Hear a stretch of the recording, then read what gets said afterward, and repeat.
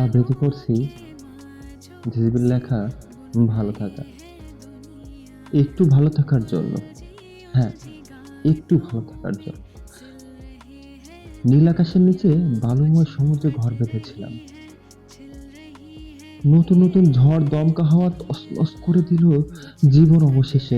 অবশেষে আমিও আমাদের ডুবতে থাকা অবশিষ্ট ছাউনি ধরে আঁকড়ে থাকতে চেয়েছিলাম। আজ আজ কেন জ্ঞান ভালোবাসা অকণ্ঠ প্রতিবাদী সেই কর্মঠ মানুষের কোনো কাজেই লাগছে না। ঘন সমুদ্রের অতলে তলিয়ে যাওয়ার আশঙ্কা। কোথাও ঠাঁই নেই, খাবার জল নেই, বসার জায়গা নেই, আঁকড়ে ধরার খুঁটি নেই। তাহলে কাদের জন্য এত সংগ্রাম?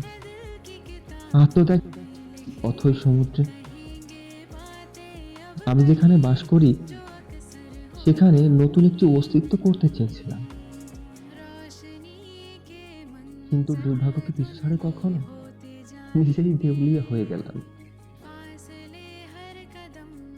তারা এমন ভাবে বিতাড়িত করতে চায় যেন আমি জ্ঞানহীন, বুদ্ধিহীন, মূর্খ, গন্তব্যহীন পথ, যেখানে মৃত্যু কিংবা কাকতালীয় মুক্তি হতে পারে বিসর্জন। আমার ক্ষুদ্র মস্তিষ্কে কিছু নিতে পারছি না। কোথায় এসেছিলাম, কেন এসেছিলাম, কাদের জন্য এসেছিলাম? শুধুই যে জনমিছিল আর বেদনা। কোথায় গন্তব্য, কোথায় বিশ্রাম? শুধুই যে সীমাহীন জলরাশি।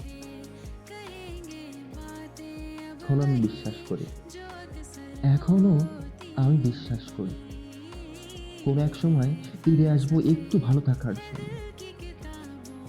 নতুন চেষ্টা, নতুন চেষ্টা আর লড়াই, শুধু একটু ভালো থাকার জন্য। ধন্যবাদ সবাই।